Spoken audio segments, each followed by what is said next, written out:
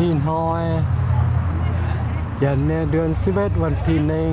1วันเสาร์2025เยี่ยปัวยำนายซาคาเมนโตหินห้อยนะต่างเตรียมร้องในกรุงนิเซียบัวถาบวยช่วงตายเดินทางไปถึงแก่ยำนายแฮปปี้การ์เด้นร้านอาหารยำนายซาคาเมนโตไม่กั้วในยำแกงกระดาวนิจิวเตนายเมียนช้ำตองเถาแต่ดาวซองเมียนก็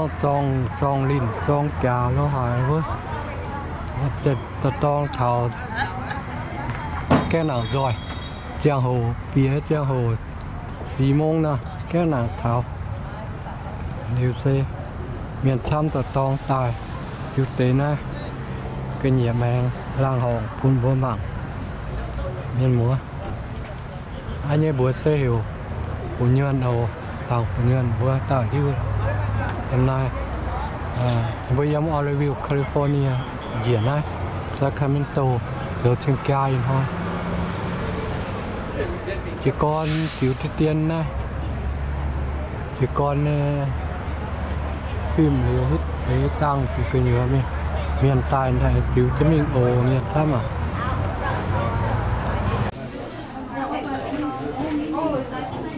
น่าเปลี่ยนน่าก็อยู่แต่ยังน่าก็อยู่มีในวัดโต้ไปแกเมียนแกเปลี่ยนถ้าเราทอดเที่ยวหงนะถ้าจุดเตะเที่ยแล้วหายปุ่นบัวหมักถ้าหนูเป็นถึงการเน้นหางน้าเมียนกระเจียวกันเจียวจะลายกิน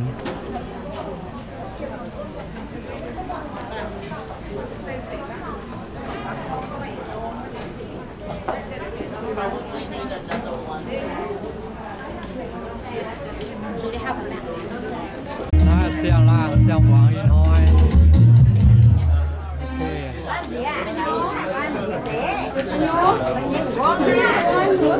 แต่น้องเจ้าหัวน้ำแต่จีกรนะ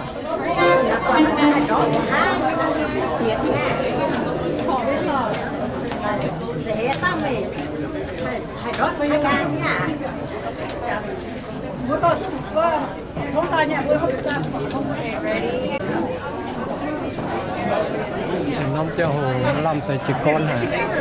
เนื้อ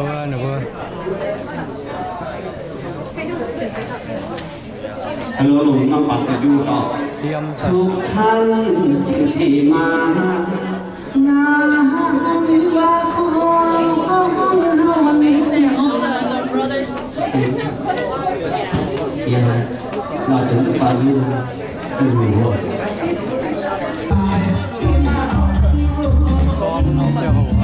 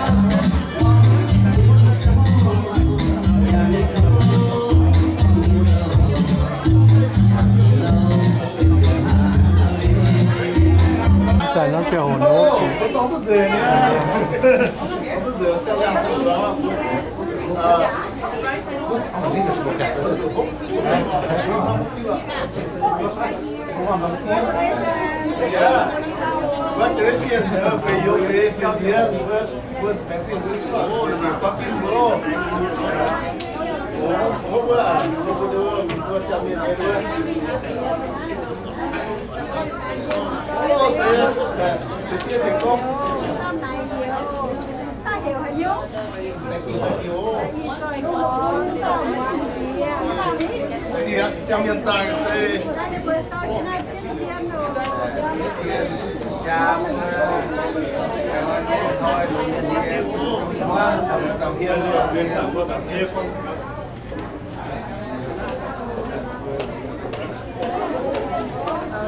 哎，sắp tàu nhé, sắp tàu nhé mọi người. Ô, chào quý, chào tiết. Thì chào mười miền, chào mười miền. Ok, hai, lên xinh. Tổng hiếu là quang bữa ta tao quần hiên giao như gì nhé. Nói à luôn.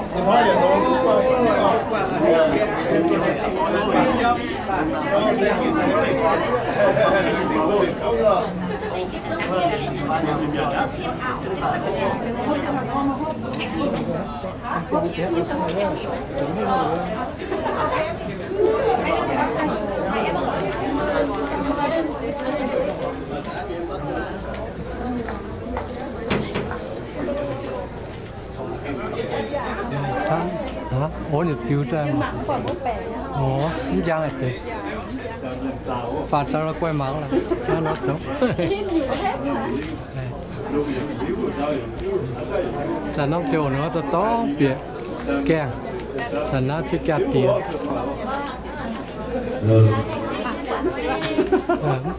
hít từ tàng hả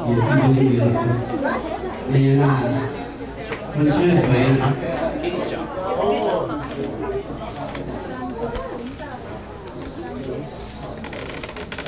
theo cái hàng cải bản nào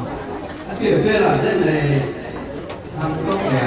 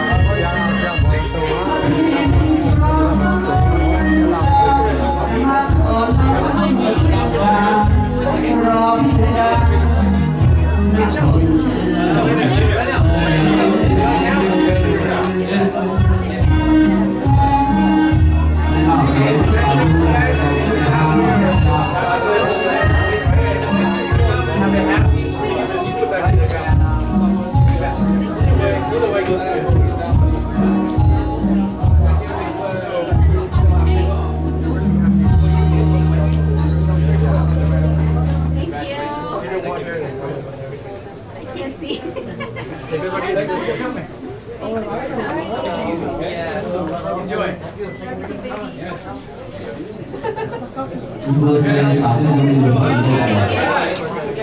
chỉ còn có mà dài hạn làm ví dụ mà phát triển cái số tài khoản cái số vài tiền điện nào cô số vật con là cái sản phẩm là cái đồ ăn cái số ăn đây rồi cái chiếu Hà Nội. Okay, thank you. Thăm thì cao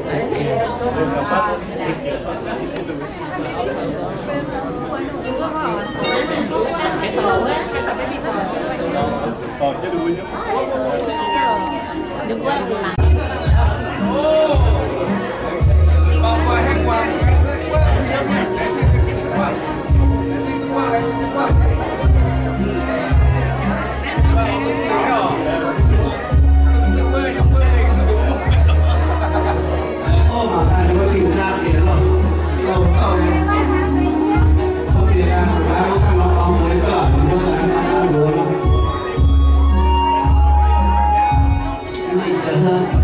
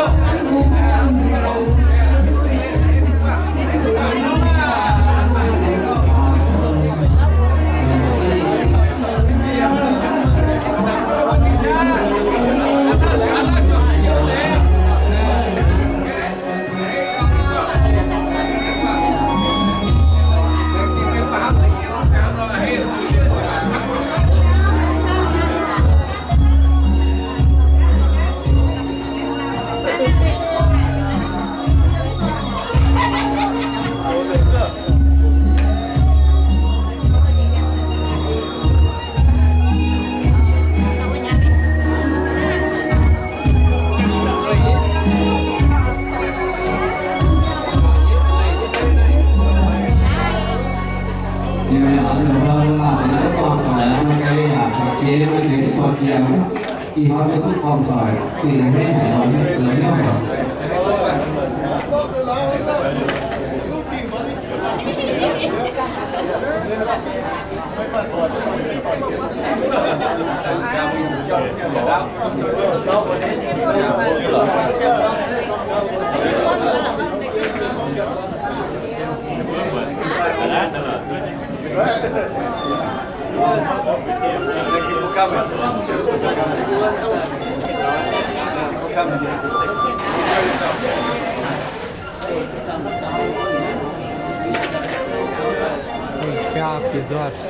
Kita masuk ya.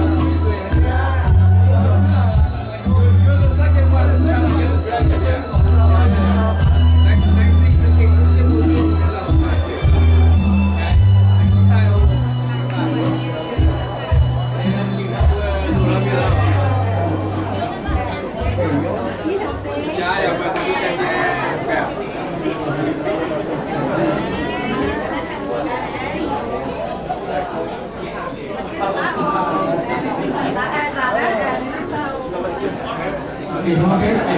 vui bằng thể phép mà làm thế kia không có cố để ta nhận ra là hay phép mà chỉ có sẽ không có được chỉ có tại thì tôi cái chiều không còn này đây là cái bên cái chiều cao su cái thang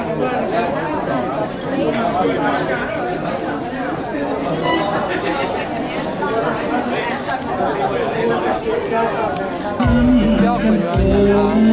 nhận phong tổ quang xuống hơn ngô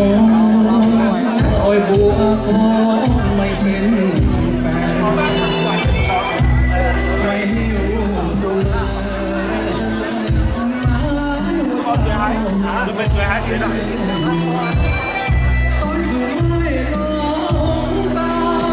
mày miền cuốn điên ôi bên quá tao tranh mới dấu ngàn dấu ai nói dù mai lúc ta xây mãi miền tai thế ôi bên quá tao con ơi một mùa vậy thôi ôi bên mất thao thảo mơ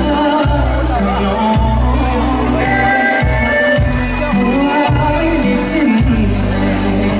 kia vô bên tu nhé phai mai em mà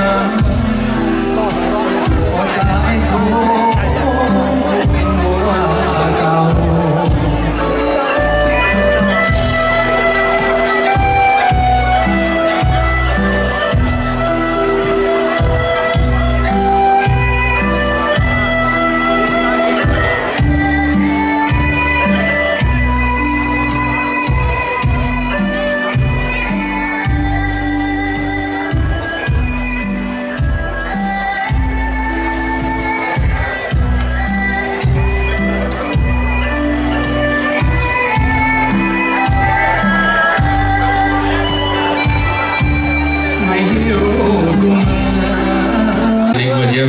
sẽ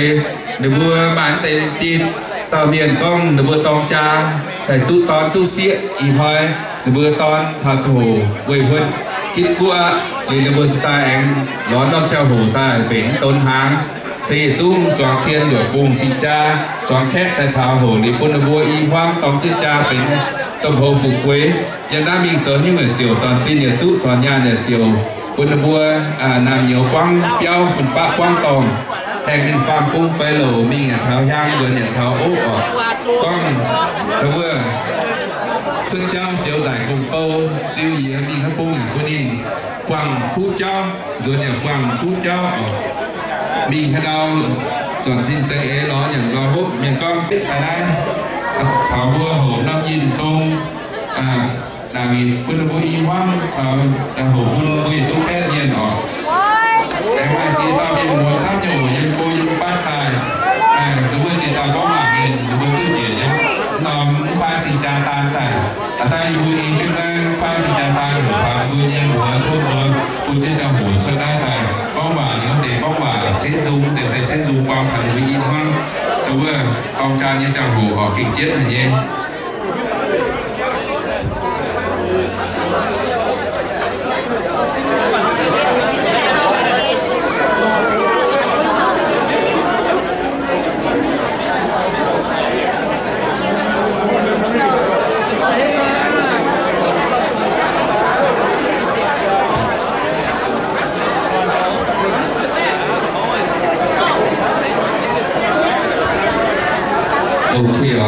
đâu vừa vụ quạt mà tế khen nhiên tại dạy tại nhiên khen tháo và vụ nhiên chào hổ nó còn hỏi ai trên mình nó tăng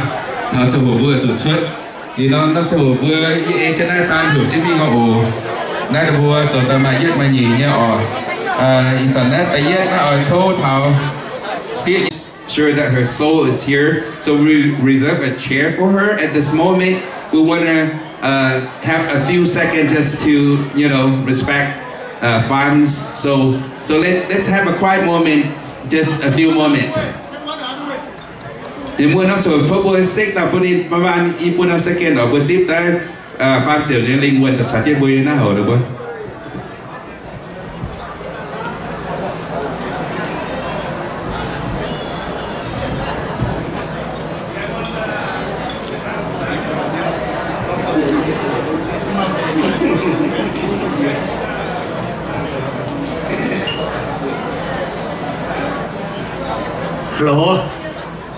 Hello.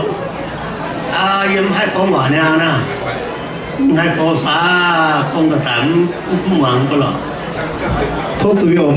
bữa rồi hoàng nhé tia là nên thấy yên là lên cô bữa cầm gì nhá bữa xong tao mảng cái bữa này bữa tôi không lo mà hoàng nhé tia nên mà hiếm con bữa hoàng à. Giờ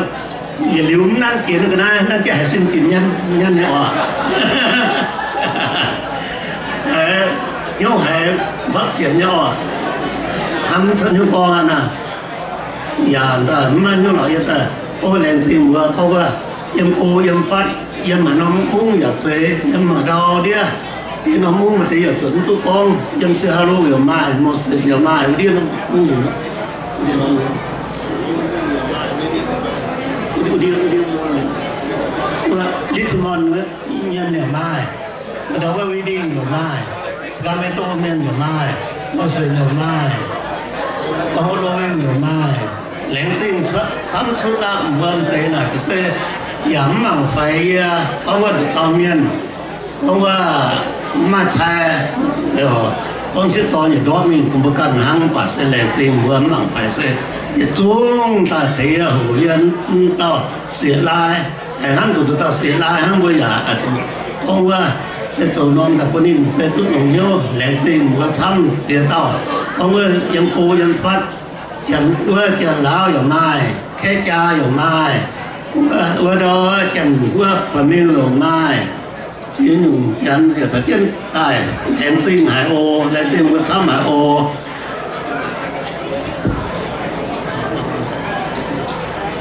conว่าปังคิดนี่ว่าต้องฝึกใช้อีเมียนconว่าจังยาเป็นหูจังเดียงเป็นเกณฑ์con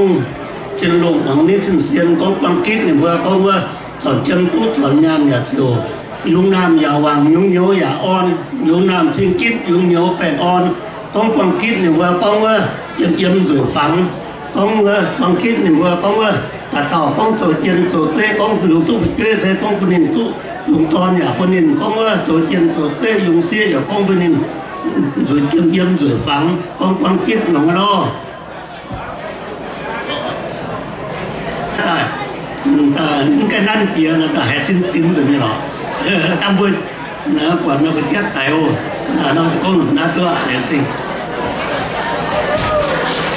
lại gì sao mà sẽ nó sẽ chỉ cho tiền thì con cái khu bà nhân con khu bà cùng hoàng như chiến như hoàng cho con xăm con chủ như bà đúng có bố như con xin dũng sai giờ bố đi như hòa chủ như bà kinh sai cho chiều cái hiện hòa chơi con cái thô đúng không bài bùa chip này đúng không mùi miền thấy ở dòng Orville nó sẽ tặng quê yên ở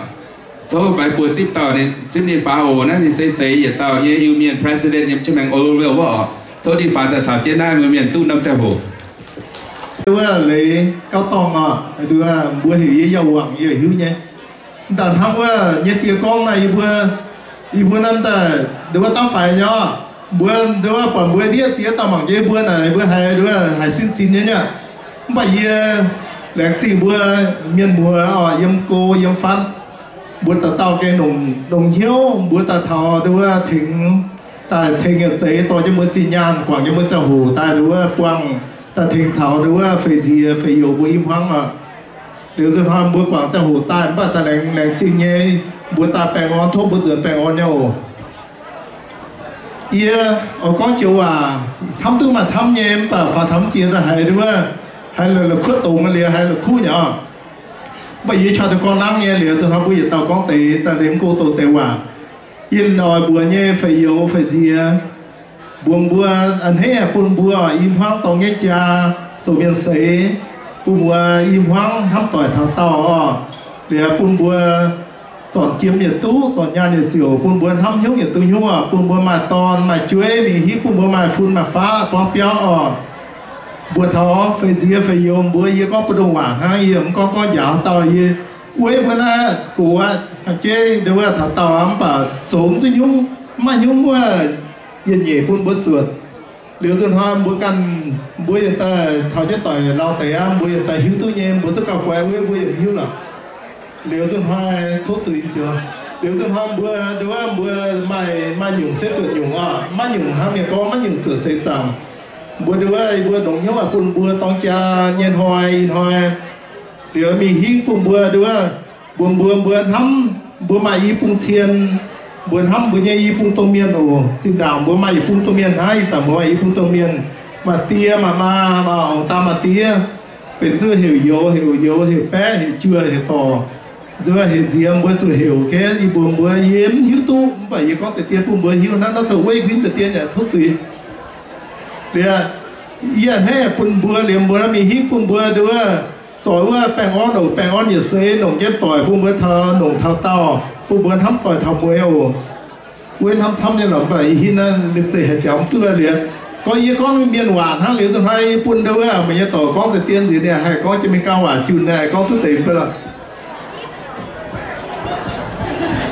ฮัลโหลlành chính sáng bộ nhất chia biên buồn chân chế để trốn quảng chân bố chia khú trang hồ ta hồ nhà phê nhà trình trai in hỏi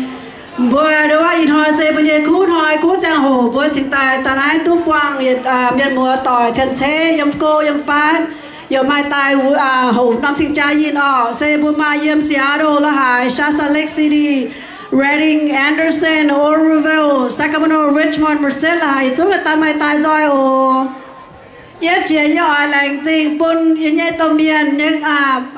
có cháo ma phải yêu như tia ma và cha tia với lại bữa tôm miền bữa ta dùng bài bữa chuối mà phải yêu cho cháo phải lấy cho hai nếu bây bài yếm yun thì hai ta quăng bây giờ quăng kiến quăng tỏi tại tông cha bây giờ chúng mình một tờ nái quăng tỏi tờ nái đã hồn được với sinh cha gì nó sẽ tại với là đua bài kinh tiến bài yếm yun nhé chính cháu buông lạnh chính cháu hồ đối với mua tỏi tiền chế quảng chân bên nhé khu trang hồ quảng chân bên nhé đối với ta hổm tỏi xeo miên đối với thần bên nhé cắm hôn nhân hỏi biên mua ta tao quảng chân bên nhé cua chấm công nhàn công to rồi mới hào quang xin nhàn ta hồ quảng kín được bơi im hoang mày bùa lụm chuột in hỏi cả hai hí bún bùa thật chết sang vàng chọn tua cả trăm chỉ xuống hồ lụa bung đua lạnh trình thắm đâu mày bùa mua tỏi coi dầu bé tỏi dầu tỏi chưa dĩa tỏi thật chân cho công miên mua tỏi tai thính bên nhàn bên hốp cắp chân bên nhẹ cha ế cắp chân bên nhẹ nhiều cha tai thính với im hoang sai mãi năm hỏi phê cho phê yêu đâu mày vừa im hoang tòng chân cha rồi im hoang oi chủ nam tỏi gồ nam áo chủ nam gồ sự đại vừa hai con tu bể im hoang mình hing liều dân hỏi bún im bung tôm miên mày vừa chủ nam chủ thống niệm để vừa giang chuột mai con uống chuột mai nhuần mua tỏi tạt tàu chủ nam phìn hang phi đồ ta chẳng mày vừa con nó vừa tôi là khu năm hơi hoa miền một trên xe quảng tròi khu giang hồ khu trên nhà ta đã hồn với im hoang liều đâu mình nghĩ bữa chủ tông cha thảo tàu chủ bây giờ ham bây tia ma chảo bữa nó ma nhung bữa chủ chuột nhung ma nhung bữa chuột sấy chẳng đâu chẳng ma ta chảo bữa liều bữa chủ bằng tập buông miên chủ giang lùng đĩa chủ giang hong bữa chủ chuột để bữa tống chủ giang hong tế giống heo mây chuột nhung ồ bữa miền tập buông miền chỗ chốt ban chế chỗ trang hong tế bữa chuột bữa tháng trên chiều bữa im hoang chủ đó tông hiếu tông ho nó ho khí nhiệt liều sinh tai tông tức cha thảo tàu tông chân cha tông cha pui xế giống sẽ hùng hệ liền cho hai chàng cha bên tông bữa căn y tao chỗ trang hong buôn mày bơi tông chân cha mày toàn chơi mày phu mày lổ hiếu chủ đứa mai on lò mai hiếu mà nhớ tay on lò tại hậu chân bua ti tiểu hay vàng pet tiểu bèn on chọn xin chọn nhà nhà chiều mai phim tay chiều mai sốt tay chiều bua im hoang miền muốn toàn hàng là hài như nó chào hậu chân bua im hoang sang miền ồ buồn bơi ở chỗ bơi tại tao tại chào tay ở trên kít rồi này bèn on này lỡ buồn bơi ở chỗ rồi này bèn on thảo béo lạnh chính tham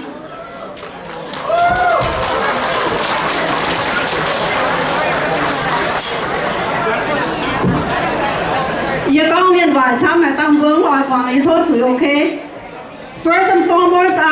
my name is Chan Luang. I am one of the three older sister of the beautiful bride Faye. It is an absolute joy to stand here today, surrounded by so many friends and families. On the behalf of our families, I would like to extend a warm and sincere thank you to each and every one of you being here today and to celebrate such a special moment in our lives. Whether you travel from far or near, from Seattle, Shasta Lake City, Redding, Anderson, Oroville, Sacramento, Richmond, and Merced, your presence means the world to us. This day wouldn't be the same without you all. To the groom's parents, Choi Ming and Wang Fin, thank you for raising such a kind, caring, and warm-hearted son. And thank you for welcoming my sister into your families with such a warm and open arms. We are now where the two families are become one. To the entire groom's side of families, brothers, sisters, aunts, and uncle, thank you for everything you have done to bring this beautiful day together. Your teamwork, hospitality, and love and have love made this journey a joyful one. Your support throughout this wedding, from the planning to preparations and everything in between, has meant so much to all of us. We are so grateful for it. To my sister Faye and her wonderful husband San, you guys are not only have been there to support each other, but have believed in each other. We also have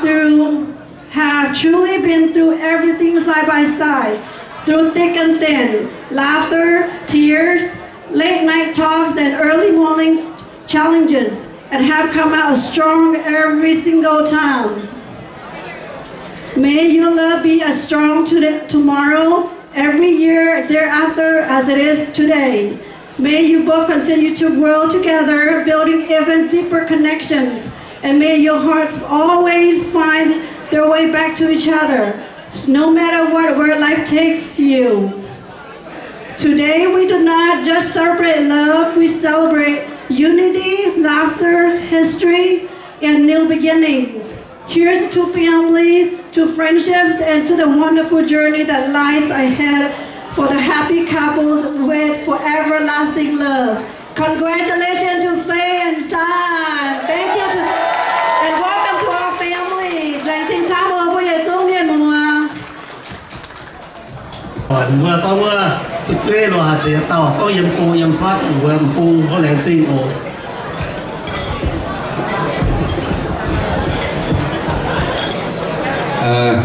Tôi ở đây bây giờ con anh quê yên ở tàng quê yên năm hồ đến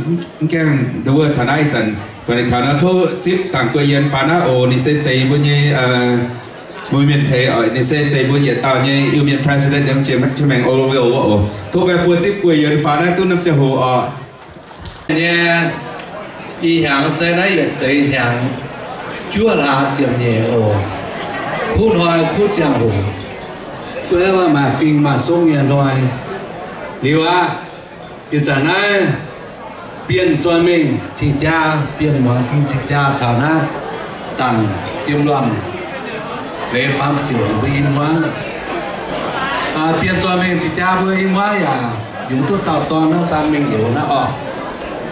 thì nhìn nhé bữa sẽ hiểu biến san mình tặng tiêm loạn với in hóa này dùng thuốc tạo xía hiểu tặng phê loạn in hóa nó sẽ thằng bây tông cha như nói á nếu bây con cha như giàu phun hỏi phun giàu bài phim mà suốt giàu cuối miền tông cha xém chơi chẳng chơi ta lùn hoài chẳng yun chụp trang buồn tại chế tại vừa mà toàn vừa tông trà mà sai mà tỏi chung yun chụp trang mà sai mà tỏi hà yun chụp trang mà sai mà tỏi yên về vừa liều farm chế tại nam phi tiêu nhiều phi trà nam điền chiệp pết siêu chiếm chi phủ quyền tòng nhiều nhân chiệp siêu chiếm hàng hàng suốt trà in hoa thằng được với im hoang con on trà như hoa cút chào mà phi mà xuống như chào điều lụa bung chỉ cha bung ya gấu đứa nhà bể chiến tại phú chiên lụa bung ya bể chiến tại chiếc chiên liu in hoa na ya kinh xe thành bữa tỏi xa miền san nhiều bữa im hoang thành bữa lồng yếu tu buồn đấy nha chỉ cha bung ya ta tu rồi lụa bung ya ta tu rồi ta tạo tỏi chiến phim tỏi chiến số ta hồng bữa on chiến cha quang kim bữa mà phim mà số nha yếu nam lửa xuống yếu nhau lửa tỏi trang miền bên xế trang cha bên hồ tôm hậu quế hoàng chú chín lồng hoàng ní chín xiên quang kim mùa nam thảo ở nồng toàn á tu toàn ở nồng xia tu xia ở nồng kiêm mã tu kiêm ở nồng nhàn tu nhàn nam thảo ấy nồng tu ấy nồng không phải ý chí chế liều với hóa toàn những cha ý tàu trả sen tôn lời địa suy tôn chun pháo địa tôn nhiều ở chỗ tôn hiếu nếu bữa miền ấy là miền tiểu nhiêu quân bà nếu bữa phổ sai ý tàu ở chỗ tôn ấy chọn địa tiểu nhiêu ở chỗ cô nghe cháu bữa mình cho những cô áo nhà chủ yếu áo mình cho những cô ngồi nhà chủ yếu liệu mình hiện mà toàn mà chuối tôn rồi thì kiến lão phim toàn chuối liệu chẳng là tô miền y buông giúp bên bên family bên bên tô miền đã ổn hiện nay mình san yếu buông liệu nhà mấy nhà ông ta mấy mặt tia mấy tôm nào mấy tỏi mấy bữa tôm miền nào tỏi miền tỏi chia tao ya tao mấy family mấy ăn chung mà nãy giờ phải chiến rồi điểm nhiều phải chiến hiểu san chiến ồ sẽ biến chủ anh đây san chiến nãy giờ có nhiều có em bà tại tiếng nó cho mình chỉ cha từ vàng ấy phải san chiến nó mình thằng nhiều có chỉ ít người gì điều này này san chiến mình còn nói con biết cha liu mấy ô bùa bướm buông mấy bé mấy câu mỗi chuyện gì tỏi chơi chú ya tôm giỏi ở chủ tôm hiếu tôm miền bữa tôm giỏi ít tôm miền tôm giỏi thì những cầu thì kết mà không có toàn buông có xía buông ít buông xuống miền tôm miền ồ thì nay mình hiến là ít buông xuống miền tủ béo miền kiaอย่างhai con yêu sam con tiền na liu kita ta thua làng kinh tế mà bữa ít buông vậy như chiên cho mình chỉ cha vậy như chỉ cha chiêu loạn vậy như mua tỏi nếu như làng kinh thảo bữa có bữa như chỉ cha buông giờ chú ta tao tung hiếu bên ta chiếu lửa buông giờ làng kinh lửa buông ta tao giờ tung hiếu bên chết ta phú chiên mua tỏi chết trên nhà tài thình được bướng tỏi sang miền thình liêu được bữa tỏi sang miền cha biến hồ mời bữa ta ta giả tút công tác ta tao tút dễ buồn ta giả tao hàng chuẩn tháo ố ta trình yuan dễ cõi chuẩn yuan bỏ dễ xiên có miền ta nái ta giả trình kiết chuẩn giả bèn on quang kim bữa ta tao mà phim mà số hồ ye má con yếu xăm thì có tiền buồn á hồ là trình hồ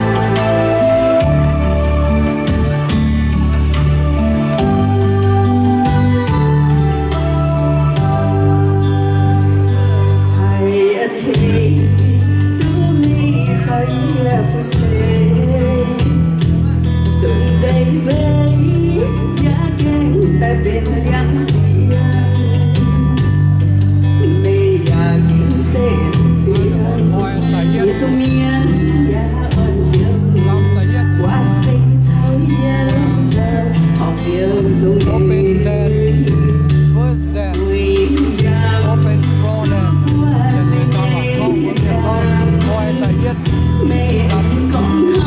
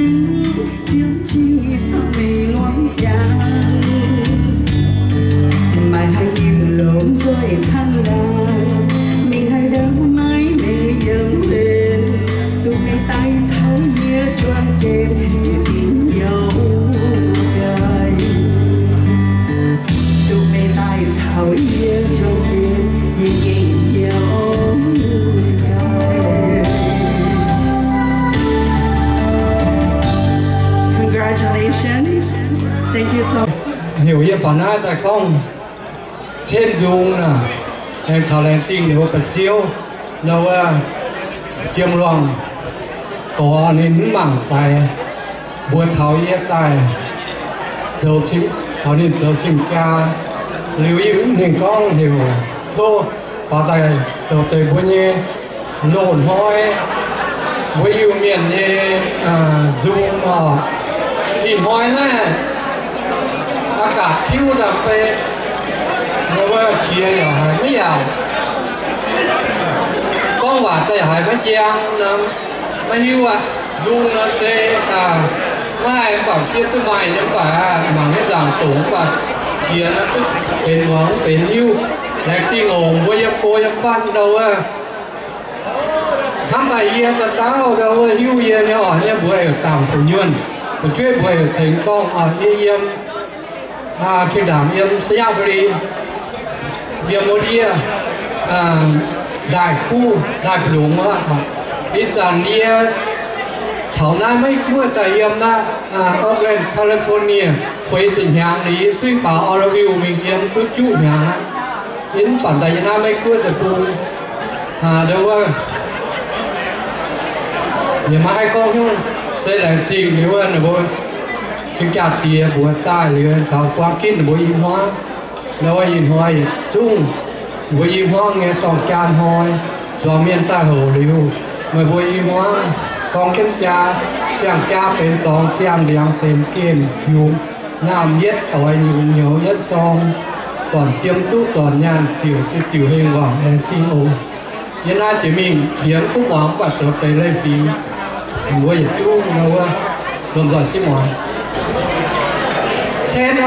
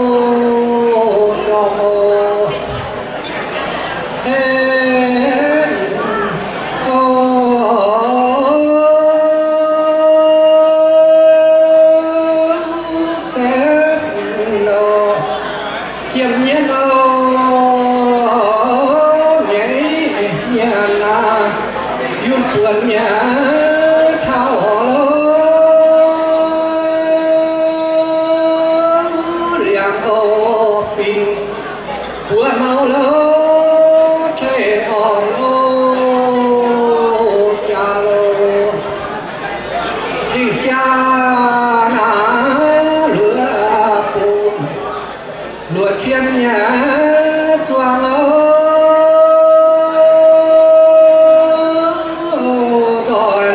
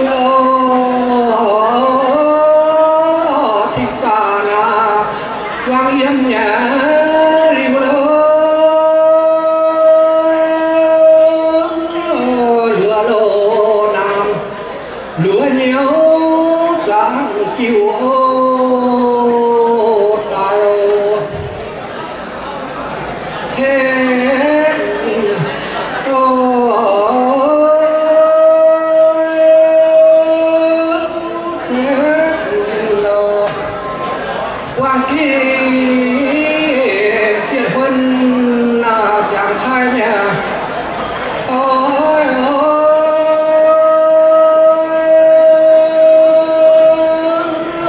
thằng đàn dệt dấu mà tình ô chiều cô trai nhẹ nhàng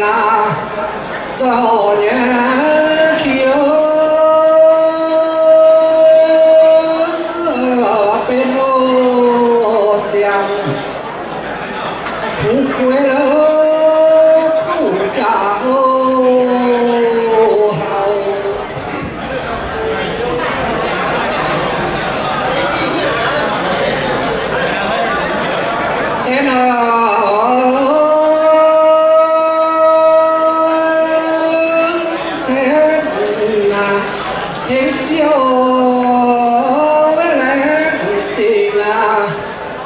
choáng nhà khẽ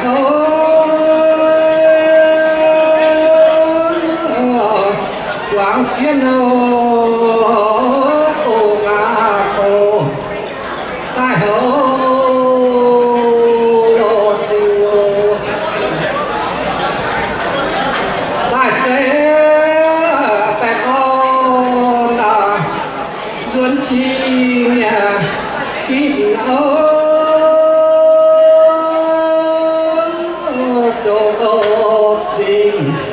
chiếc trống lối nô trình viết choáng lô chiên lô quê hay nhung nhà dùng to nhà tu dùng to nhà rồi dùng xía nhà quay tờ tờ xong lên liền đi ồ xài chia tê bùn bùa để chúng bùn bùi y khoáng chúng hám tỏi hám thảo dầm liu ồ nói như xe đâu á lại trình thảo cáo vừa các nhà vừa học phải xe vì ta thành vừa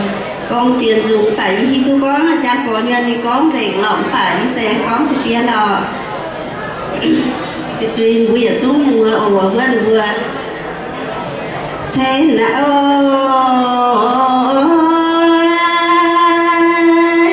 xe là phụ hệ về chạy câu chun thiên đi ơi chạy lỗ chàng câu lại lỗ trắng nhiên ô hẹn ô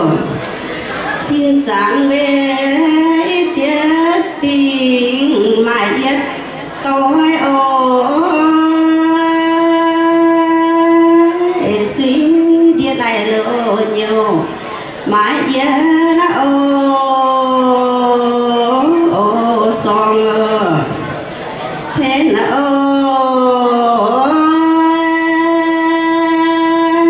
trên nào trên tuổi giờ làm khuyết về nhớ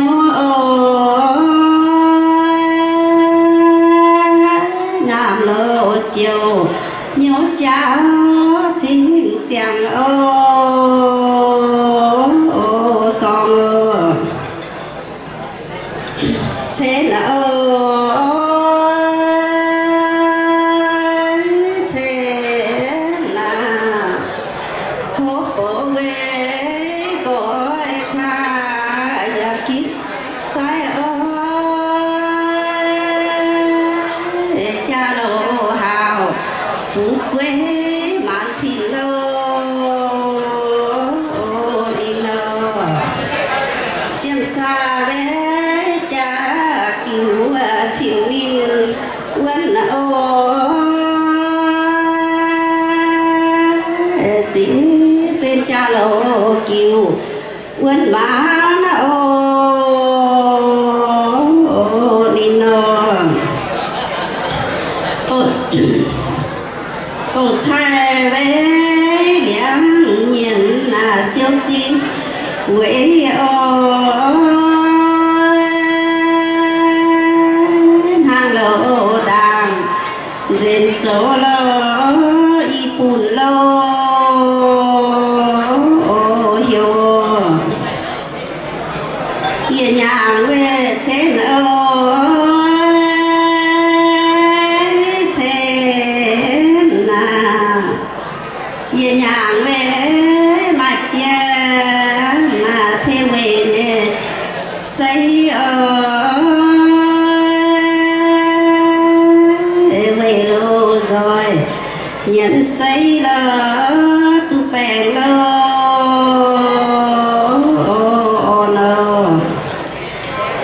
chia về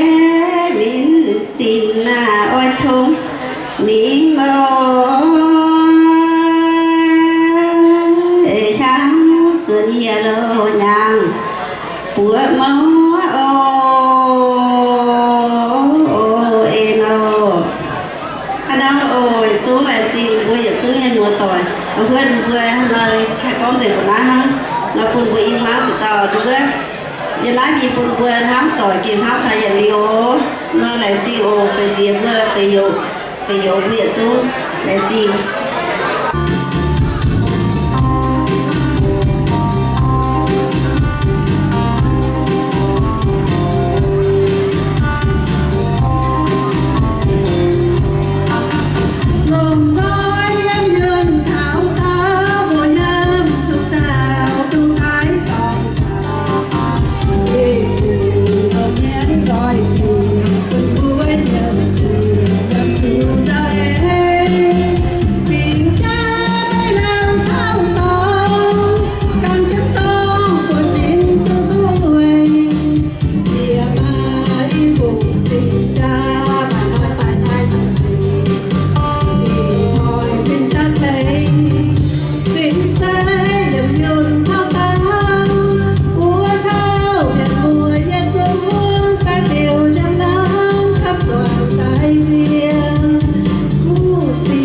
Everybody.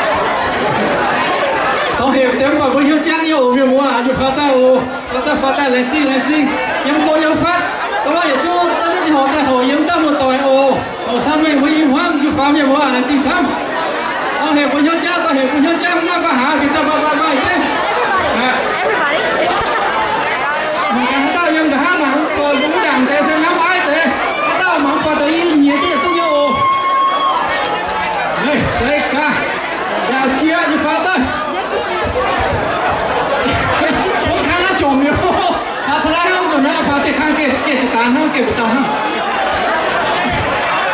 iya nó các bạn đâu sao rồi tôi phát tiền ở tao mang rồi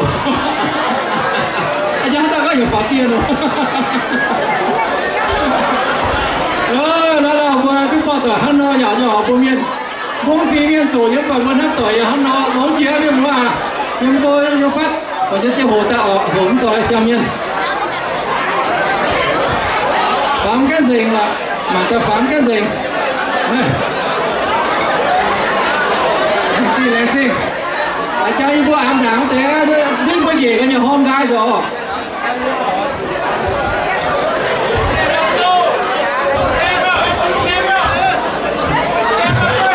nó cho mảng cái đĩa ta cho mà chân đi flash show ổn cho nó am ta tâm có xin nữa mà giá như biết ta cho nó chơi camera này mà chơi flash có tàu á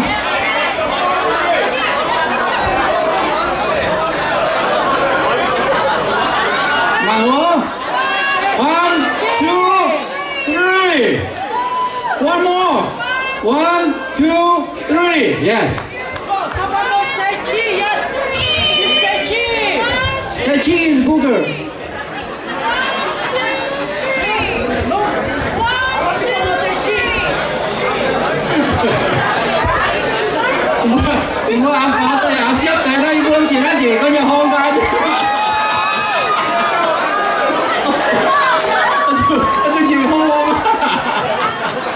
Nó camera là mà không em thấy những cái gì sẽ nó gì ha nhà ga gì. So now just immediate family. Just family, please. Now they want just immediate family. Nên mua tỏi được mà tao quá mua cái chiều mua sao chân nhà mua nhiều ơi mua tiền quá mua phá nó thì các nào không tỏi phá ô.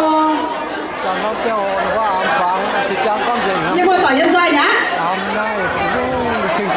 Thôi chơi rồi bữa nồng tiếp trang hồi với mưa tỏi trong tàu như có sang nhà mai đi mai đua tập chơi ở thì chơi phun chơi phá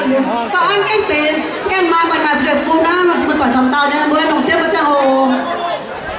After this, we're going to gather all the friends per the bridegroom's request.